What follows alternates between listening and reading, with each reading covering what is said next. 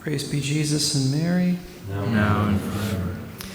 Continuing our series on Franciscan Spirituality and its Christocentric foundation. Today we'll begin looking specifically at Christ's mediation, his unique mediation. Jesus is a mediator like no other.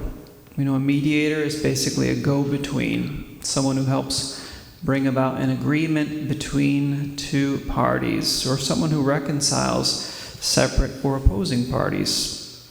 I think we understand that concept pretty easily. For example, if a couple can't communicate with each other, sometimes they'll invite in a third party, maybe a friend or a counselor or a priest, someone who will act as a mediator between them. Jesus is the mediator in our relationship with God. Father Ciccarelli in his book talks about how the works of God are distinguished for their harmony, their order, and their unity, the relations of cause and effect, and the agreement between the means used to reach specific ends. All this harmony, order, unity, it plays out brilliantly in God's supreme work, which is the mystery of Christ. And remember, when we talk about Jesus Christ, we talk about Jesus as one divine person with two natures, human nature and a divine nature. So sometimes we will speak of Jesus as God. Sometimes we will speak of him as a creature, talking about his human nature. Here we're going to speak mainly about his creatureliness. As we noted in a previous reflection, the primacy of Christ isn't something that's just static, like a beautiful statue. His primacy is dynamic and it's operational. Christ was conceived not only as the most perfect creature, but also as the creature with a capital C, who, thanks to his unique mediation and unique perfection, has the greatest influence on all other creatures. You can say it maybe in a better way. It's that Christ was willed by God as the one upon whom all creatures would depend. So we'll talk for a minute about Christ's primacy and universal causality, or causal universality. It might sound a bit complicated, especially when I say it wrong, but it's not. Primacy means being first. Universality means being everywhere, or affecting everything. Causal means simply to be a cause of something. Christ's primacy, so as being first in God's plan, has what's called a causal universality, so it has a causal effect on everything. One, as a causal effect in everything in God's divine intention. Why? Because Jesus is the perfect exemplar. He's the model of everything. And all rational creatures were predestined to be conformed to him. This is called an ideal causality. So God's intention in creating is to have Christ as the center of everything. Christ is the creature, again with a capital C, for whom God predestined all the other creatures with a little c, to existence, to grace, and to glory, so that everything might have primacy in him, says St. Paul in Colossians 1:18.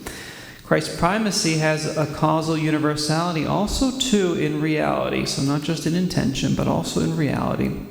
It's what theologians would call simply a real causality. Why? Because he's the firstborn of every creature, as St. Paul says. And he came into existence in the fullness of time, Galatians 4:4. Christ is also the meritorious cause of every grace. So he merited every grace, even the grace that Adam had in his innocence in the Garden of Eden. Also the grace of the angels too. That was merited by Christ. As the image of the invisible God, as St. Paul says in Colossians 1:15, Christ is the universal revealer as well as the universal reconciler or peacemaker by means of his blood. We read that in Colossians 1:20. The influence of Jesus Christ on all creatures is exercised principally through that mediation, his mediation. St. Paul proclaims him to be the one mediator between God and men, 1 Timothy 2, verse 5. Of all the works of God, only the incarnation of the Word is considered an absolutely gratuitous work. All the other works of God are merited by Christ, and are accomplished with the foreknowledge of his merits. So Jesus' predestination, his hypostatic union, his absolute and universal primacy, those things were all completely free, they were gratuitous, but Christ's response to those free gifts was meritorious. Because of his response, we're here, we exist. For example, if you think about the first instant of Jesus' existence in the womb of Our Lady, the act of love, adoration, and of submission that he gave to the Father in that first second of his existence on the Feast of the Annunciation, that first act was so pleasing to God and so infinitely meritorious that every other good for every other creature derives from it. So in that first moment of his conception, Jesus exercised his function of mediating the gifts of nature, our existence, the gifts of grace, and the gift of glory to all creatures. So Christ again mediates nature, grace, and glory to all creatures. We'll look at that for a minute as we close here. As mediator of nature, Jesus merits for us, again, our being, our very existence. As mediator of grace, he merits our sanctification. As mediator of glory, he merits for us the beatific vision, the possession of God in paradise. When we talk about merit, we mean that Christ earns for us. He earns rewards and gifts for us. A merit is a reward or a gift that someone receives for doing a good work. So Jesus merits for us our existence, our sanctification, and our glorification. This is why we owe everything to him.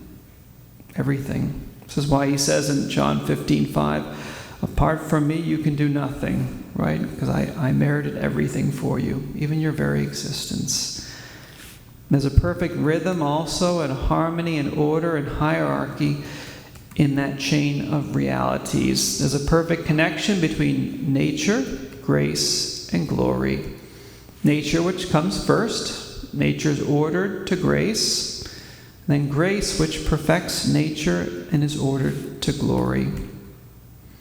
However, in the order of intention, so you have to reverse those things. Meaning in the mind of God, you reverse those things. Glory comes before grace in God's mind. Grace comes before nature. Why? Because God wills the greatest things first. First is glory, the greatest thing that he willed.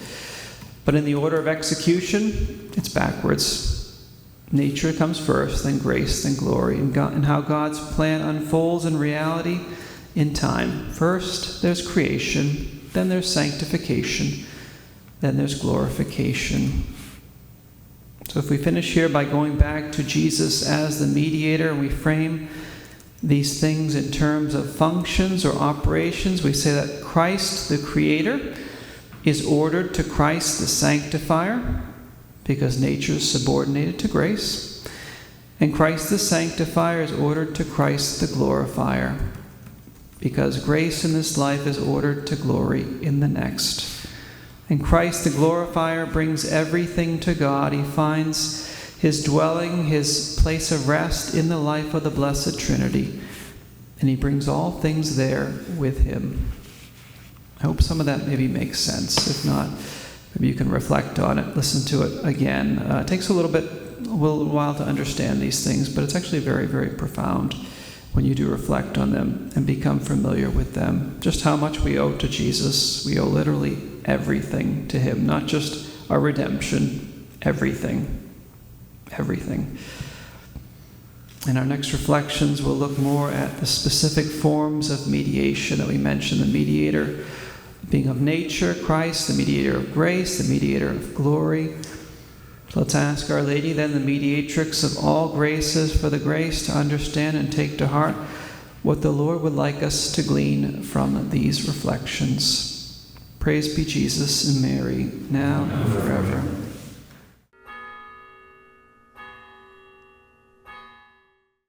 Would like to grow in love and knowledge of the Immaculate Virgin Mary, consider a subscription to the Missio Immaculatae magazine. The Missio is a bi-monthly magazine published by the Franciscans of the Immaculate for over 15 years. Every issue of the Missio features articles about Our Lady's privileges and her mission in the Church and world for the sanctification and conversion of souls. The Missio takes to heart the ancient saying of the Church, De Maria Nunquam Satis, of Mary you can never say enough. You can subscribe online at missiomagazine.com, that's MISSIO, magazine.com, or go to the homepage of airmaria.com. Back issues of the Missio are also available upon request. The Missio is a practical way to behold your mother and take her into your home. Ave Maria.